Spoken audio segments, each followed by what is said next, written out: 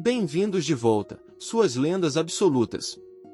Hoje continuamos a saga do nosso príncipe, que só quer construir uma revolução industrialzinha pacífica, enquanto o resto do mundo está num cedro coletivo de como sabotar esse cara essa semana. No último episódio, nosso garoto inventou canhões, sobreviveu a tentativas de assassinato e ainda assim manteve a inteligência social de uma batata úmida. E o episódio de hoje tem de tudo: guardas leais, intrusos saídos do esgoto, bruxas secretas, uma quase execução, depressão econômica, dano emocional. Mas agora descemos para os túneis, onde alguns soldados estão prestes a provar, de forma bem dramática, que ser leal em mãe é um perigo sério para a expectativa de vida. Bora descer. Começamos bem embaixo do castelo de Roland, naqueles túneis escuros que existem puramente para dar um lugar dramático para os assassinos desfilarem. Um grupo de soldados está patrulhando, todo normal e despreocupado. Até que um deles simplesmente se lança no ar e ataca o próprio companheiro. Sem aviso. Sem discurso. Só um boa noite, traição. O chefe do atacante, um brutamontes com uma cicatriz horrível atravessando o rosto, vamos chamar de cara de cicatriz, sai das sombras e diz, com desprezo, pro guarda de bigode fino: rendam-se, ou vão acabar como seu amigo Greymouth. E é assim que a gente descobre que o dono do bigodinho já perdeu um camarada. Bigode fino, que depois a gente descobre se chamar Capitão Brian, lembra do Greymouth caindo em batalha, e dá pra ver o medidor de raiva batendo 100%. Ele cerra os dentes e jura que aqueles palhaços não vão pôr um pé sequer dentro do castelo, e então faz algo que nenhum patrulheiro comum deveria fazer. Ele agarra a cara de cicatriz e o arremessa com tanta força que a espada do cara sai voando túnel abaixo. Cara de cicatriz bate no chão, zonzo. Bigode fino não espera. Ele puxa a própria espada e avança como um homem que já aceitou que vai ou ganhar, ou morrer de um jeito bem espetacular. Ele enfia a espada direto no ombro esquerdo de cara de cicatriz e cospe que aquilo é por Greymouth. Cara de cicatriz sangra, chocado que aquele soldado qualquer realmente o feriu. Dá quase para ouvir o ego dele se quebrando em câmera lenta. Ele rosna, dizendo que nunca imaginou que um zerringen de uma patrulha comum conseguiria acertar um golpe nele. Brian já perdeu a paciência. Ele retruca que, enquanto o cara de cicatriz vivia apostando, bebendo e usando tavernas como casa principal, os guardas locais treinavam todo santo dia para defender a cidade natal. Ele jura que não vai deixar a fortaleza Longson e seus capangas destruírem a paz de Fronteira Oeste. E ele fala sério. Ele salta para finalizar cara de cicatriz. E é aí que outro invasor surge do nada e enfia uma adaga no peito dele. Claro. Nem num 1x1 justo o homem tem sossego. O corpo de Brian se contorce com o impacto. Ele cai, segurando o peito, ofegante de dor, enquanto os infiltradores se juntam em volta dele como se a vitória já estivesse garantida. Mas o nosso homem se recusa a morrer quieto. Com as mãos tremendo e o sangue jorrando, ele arranca a adaga do próprio peito, se vira e a arremessa em direção a uma tocha próxima.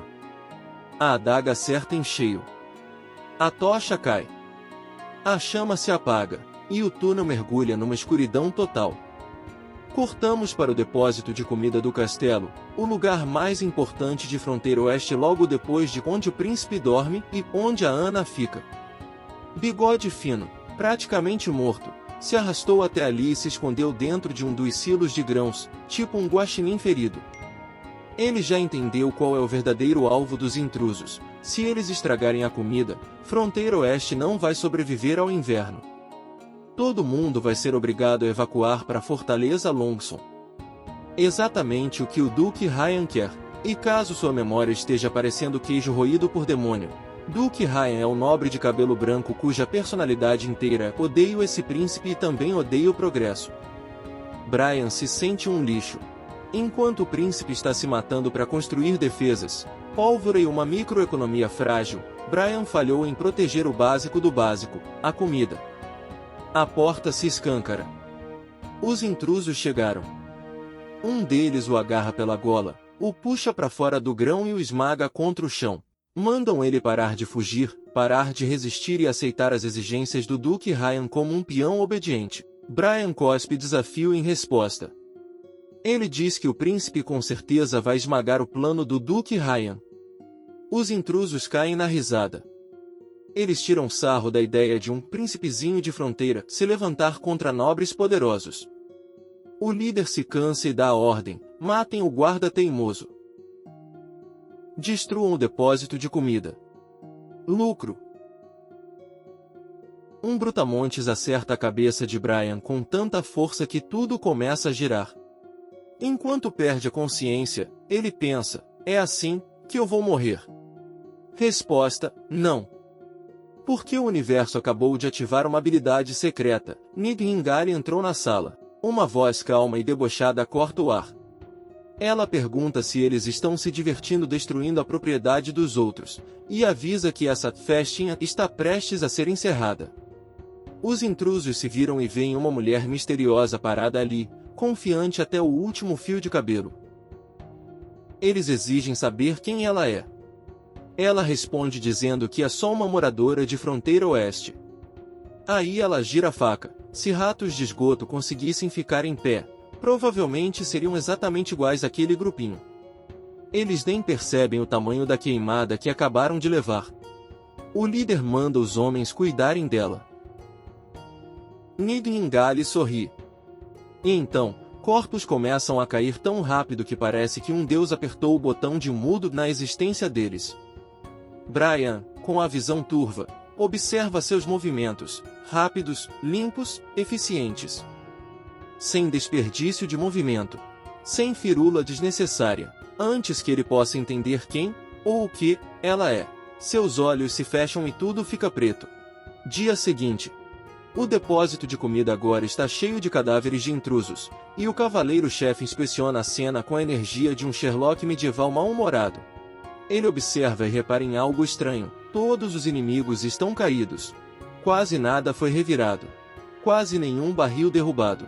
Nada de caos, nada de banho de sangue espalhado por todo lado. Quem fez aquilo foi assombrosamente preciso. Não tem como o Capitão Brian, esfaqueado e meio morto, ter feito tudo isso sozinho. Então o cavaleiro conclui: alguém de fora deve ter interferido.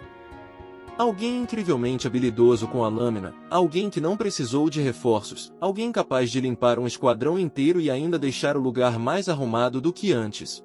Ele até sente um certo orgulho, imaginando que as lendárias artes noturnas da ordem dele estão sendo ecoadas por essa guerreira misteriosa. Chega o relatório: autópsias concluídas.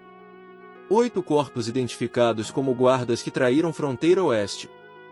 Um corpo ainda não identificado. Do lado dos sobreviventes, Capitão Brian, bigode fino, está recebendo tratamento especial.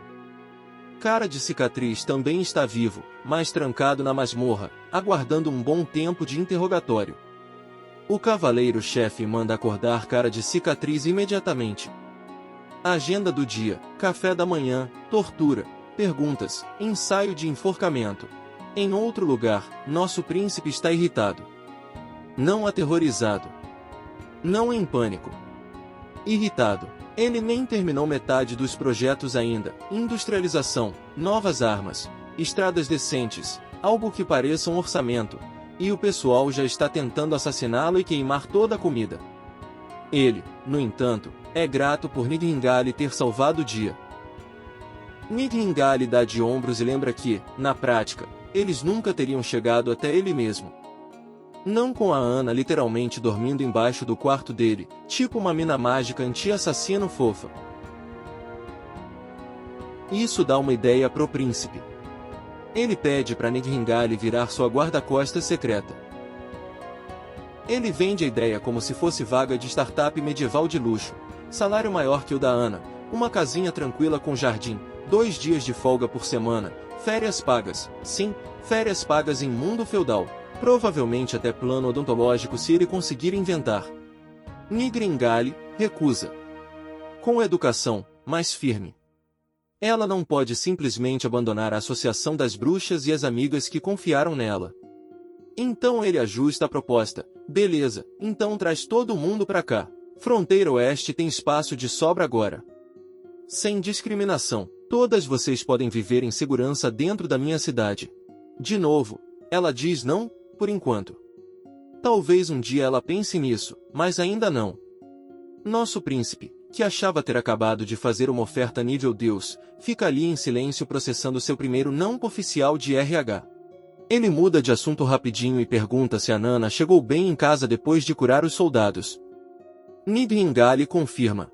Ela conta que a Nana ficou apavorada quando viu ferimentos humanos de verdade. Até agora, os pacientes dela eram basicamente galinhas e bichinhos pequenos.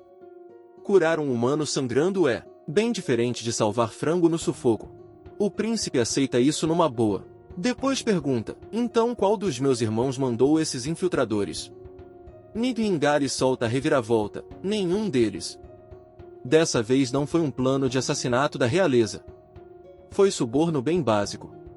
Os infiltradores compraram alguns guardas patrulheiros em fronteira oeste. A operação foi tão porca que deixaram 2 testemunhas vivas que nem tiveram coragem de se matar depois, como espiões sérios costumam fazer. Ela garante que ele não precisa se preocupar, o cavaleiro-chefe já está arrancando respostas de um dos infiltradores. Ela também comenta que esses caras eram emocionalmente frágeis e ridiculamente fracos comparados àquele infiltrador de elite enviado antes pela terceira princesa. Tradução: se a sua família realmente quisesse te matar dessa vez, a cena estaria bem mais profissional. Fora das muralhas, tudo parece calmo. Dentro da enfermaria, é pura emoção. O príncipe e o cavaleiro-chefe vão visitar o capitão Brian, nosso amado bigode fino. Quando Brian vê o príncipe, entra em pânico e tenta se levantar como criança flagrada vendo TV no lugar de fazer lição. O príncipe o elogia com carinho, por lutar com tanta bravura, por arriscar a própria vida, por se colocar entre os intrusos e o depósito de comida. Brian, com os olhos marejados, diz que não merece o crédito. Foi o amigo dele, aquele que morreu, que realmente sacrificou tudo. O príncipe promete que o amigo de Brian vai receber o funeral e as honras de herói de Fronteira Oeste. Depois ele vai até Cara de Cicatriz. Cara de Cicatriz vai ser enforcado em 3 dias. E se Brian estiver recuperado até lá, está convidado para assistir. Brian hesita e comenta que Cara de Cicatriz supostamente tem sangue nobre da Fortaleza Longson. O príncipe dá de ombros, sangue nobre sem título nem terra não vale nada. E esse sujeito tentou queimar toda a comida de Fronteira Oeste. Esse é o tipo de crime que não dá para fingir que não aconteceu. Ele manda Brian descansar e promete que, quando chegar o mês dos demônios, o Bigode Fino vai ser oficialmente reconhecido como cavaleiro pelo seu heroísmo. Bigodinho ganha promoção e título. Nada mal para alguém que levou uma facada no peito e ainda teve força para jogar uma adaga na tocha.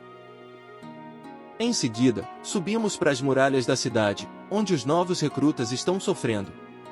Desculpa, treinando sob o olhar atento do caçador Machado de Ferro. De repente, Machado de Ferro manda todos entrarem em posição de sentido. O príncipe chegou. Tem só um pequeno problema, nosso garoto não faz a menor ideia do que se deve dizer numa inspeção formal. Então ele improvisa. Ele se aproxima de um soldado aleatório, sorri e pergunta: como está o treino? Se ele está comendo bem, se está se sentindo bem. O soldado congela. As pernas falham e ele cai de joelhos, totalmente dominado pela emoção. O príncipe fica confuso. Os soldados, por outro lado, estão desabando por dentro, porque o governante deles realmente se importa se eles estão passando fome ou não. Ele manda o soldado levantar na mesma hora e lembra a todos: se tiverem qualquer reclamação ou sugestão, podem falar com ele. E ele vai garantir que todos recebam comida suficiente. É isso que quebra o emocional deles. Eles não só estão comendo melhor ultimamente, estão sendo tratados como pessoas de verdade, não como descartáveis. Aí nosso garoto tímido, Vanir, cria coragem. Ele diz, nervoso, aquilo que todo mundo anda pensando: não tem soldados suficientes nesse exército de civis. Os demônios não são brincadeira. Se continuar assim, eles vão ser exterminados. A multidão murmura em concordância. Alguns se perguntam se o príncipe vai contratar mercenários profissionais. O príncipe levanta a mão e corta o burburinho. Ele pergunta o nome de Vanir, elogia a percepção afiada dele e concorda: confiar só num exército civil não é o ideal. Mas explica: demônios são feras mutantes. São fortes, mas não são espertos. Machado de Ferro já lutou contra eles e sobreviveu. Machado de Ferro confirma, mas acrescenta: híbridos são aterrorizantes, isso é outro nível de problema. Então o príncipe apresenta o plano: eles vão remodelar o terreno, cavar valas, erguer cercas, preparar declives, para canalizar os demônios para as zonas de abate e armadilhas. Usar a burrice dos monstros contra eles. Machado de Ferro ainda se preocupa que chegar perto demais vai ser perigoso, especialmente só com lanças e arcos. O príncipe dá um sorriso de canto de boca. É aí que entram as novas armas. Corta para a área de testes. Sem muito aviso, cabum! Uma explosão gigantesca sacode o lugar. Todo mundo se assusta. Machado de Ferro praticamente jura que aquilo só pode ser punição divina. Nosso príncipe, porém, está com a cara de criança que acabou de fazer um experimento maluco no micro-ondas e não explodiu a cozinha inteira. A explosão deixa uma cratera no chão e vaporiza os coelhos de teste. O príncipe calmamente manda todo mundo se aproximar para analisar e coletar dados, como se tudo isso fosse normalíssimo. Ele explica que essa arma, feita misturando alguns ingredientes na proporção certa, é poderosa o bastante para apagar qualquer coisa que estiver por perto. Machado de Ferro, encarando a cratera, comenta que, com um poder desses, eles não precisariam ter medo de monstro nenhum. O príncipe precisa puxá-lo de volta para a realidade. Eles não vão ter pólvora suficiente antes do mês dos demônios. Essas bombas vão ser cartas na manga, não a linha principal de defesa. Enquanto isso, as bestas e as armas de fogo vão carregar a maior parte do trabalho. E aliás, se você também está só vendo explosão de longe em vez de fazer outra coisa, talvez seja o universo te dando um sinal para reforçar suas defesas, começando pelo botão de like aqui embaixo. Se a gente não alimentar o algoritmo, ele pode virar um demônio também. Enfim, não aconteceu nada aqui. Voltando para a história. Na cena seguinte, Nidhingala explica como ela vê o mundo. Para ela, quase tudo é preto e branco, formas borradas, limites se mexendo, direções se sobrepondo. Cima, baixo, esquerda, direita. Nada disso é fixo. Ela se move seguindo caminhos estranhos que pessoas normais não conseguem perceber, atravessando matéria, mudando ângulos, escorregando pela própria realidade. Mas, no meio de todo esse cinza, existem cores. Essas cores são magia. Bruxas, principalmente, brilham com uma magia viva que flui e se dissipa dentro delas. E, entre todas, a magia da Ana é a mais vívida, rica, brilhante, poderosa. É isso que assusta Nidhingala. Ana não é só talentosa, ela é perigosamente excepcional. Poder forte significa consequências brutais durante a puberdade de bruxa, ainda mais com o mês dos demônios chegando. Ana chama ela de volta para a realidade. Nidhingala sai do modo visão e volta para o quarto, onde Ana está esperando. Ela trouxe bolinhos de peixe para comerem juntas. Ana sorri toda feliz, mas Nidhingala hesita e diz que deveria lavar as mãos primeiro. Ana não perde tempo com água. Ela simplesmente usa as chamas para queimar a sujeira, basicamente fazendo uma esterilização mágica. Nidhingala fica impressionada, e também muito preocupada. Ela sugere que Ana se junte à Associação das Bruxas, onde outras bruxas podem apoiá-la. Promete que todo mundo lá ficaria animado em receber alguém tão poderosa quanto ela. Então seu tom fica sério. Ela admite, em voz baixa, que talvez não sobreviva a este inverno. Ana pergunta onde ela vivia antes de entrar na associação. Nidhingala diz que era de uma grande cidade a leste dali, não muito longe da capital. Ana pergunta se ela era feliz lá. A mente de Nidhingala se enche de lembranças, correntes nos pulsos, um colar que anulava magia, gente a tratando como objeto perigoso, não como pessoa. Ela não responde diretamente. Em vez disso, pergunta por que a Ana quer saber. Ana se abre. Ela fala sobre as favelas de fronteira oeste. Sobre o pai que a vendeu para a igreja por 25 moedas de ouro. Sobre ser tratada como mercadoria. E então, sobre o príncipe que a libertou. Pela primeira vez na vida, ela está feliz. Nidhingala lembra que bruxas são odiadas fora do castelo. Sair é perigoso.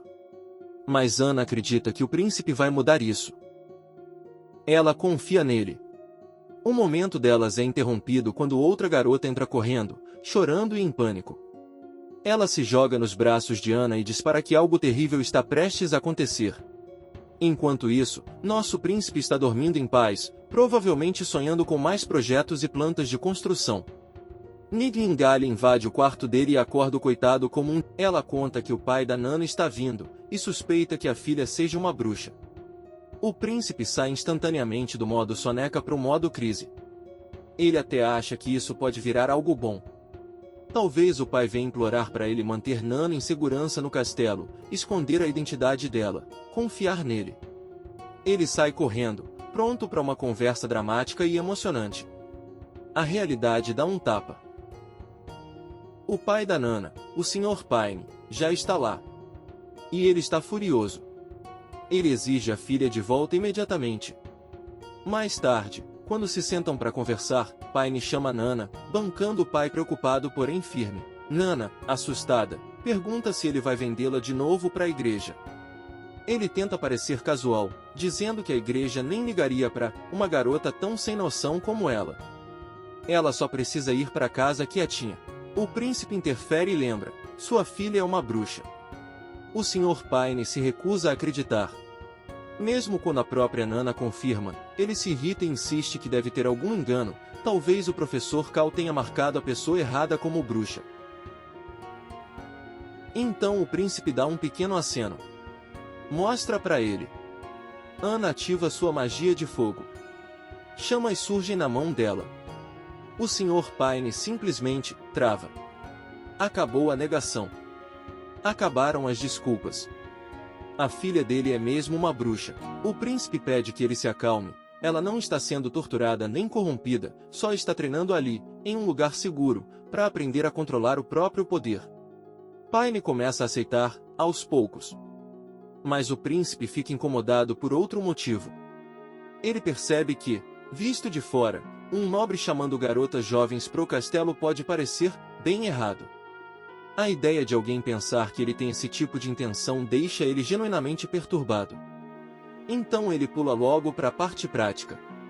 Ele explica que a magia de cura da Anna é incrivelmente valiosa. Durante o mês dos demônios, os soldados feridos vão precisar dela.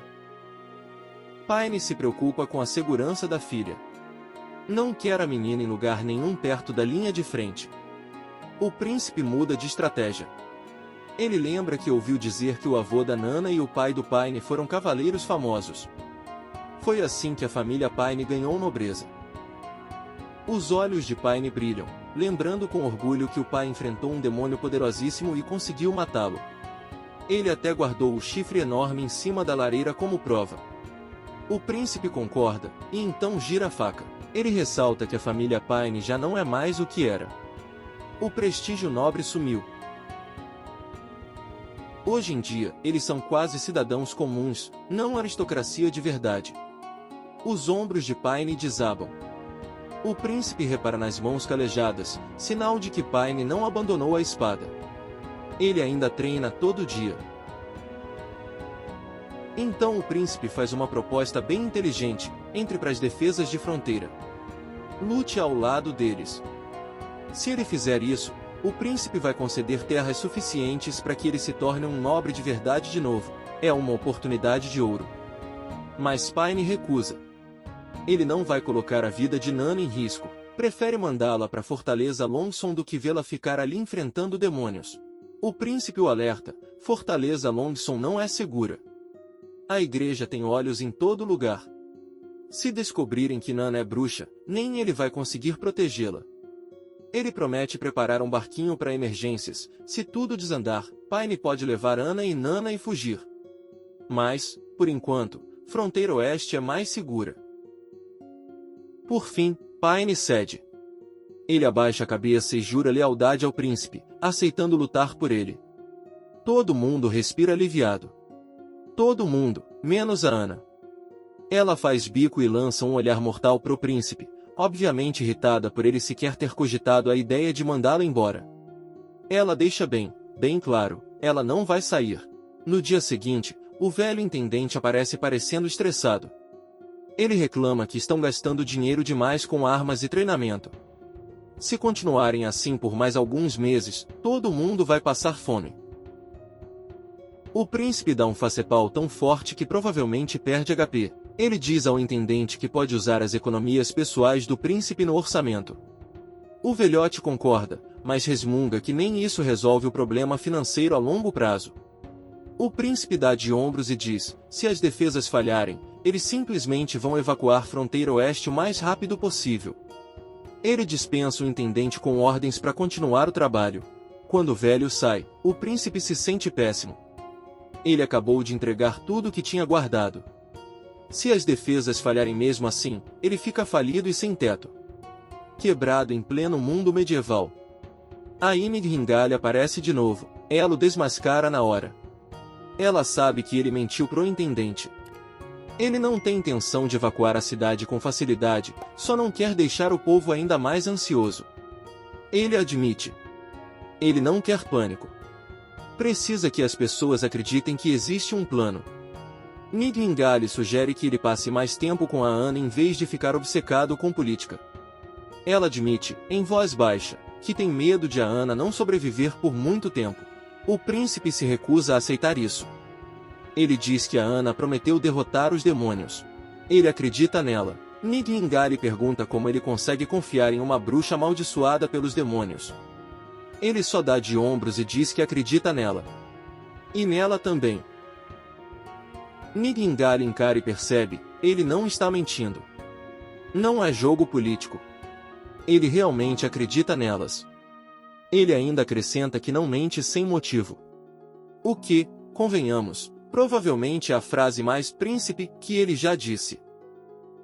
De repente, eles ouvem barulho lá fora. Nidhingale olha pela janela e fica tensa. Está nevando. O inverno chegou oficialmente. O mês dos demônios começou. O príncipe decide visitar Machado de Ferro para ver como as coisas estão. No campo de tiro, Machado de Ferro está usando as novas armas de fogo como um homem que acabou de encontrar sua nova religião. Tiro atrás de tiro acerta o alvo, centro do alvo, um após o outro. O príncipe pergunta como está o treinamento.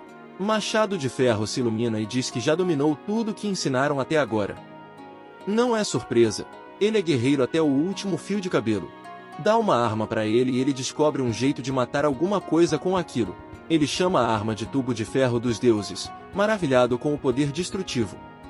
Ele cerra os dentes e diz que, se tivesse tido essa arma quando enfrentou o demônio híbrido, a história teria sido bem diferente. Ele cai de joelhos, tomado pela emoção porque o príncipe confiou uma arma tão absurda a um simples caçador, e promete que não vai decepcioná-lo. O príncipe vai até Carter, seu cavaleiro-chefe, e pergunta como estão as coisas. Carter é direto. 2 armas não são suficientes. Eles precisam de mais. O príncipe concorda. Ele explica que mais 2 já estão em produção.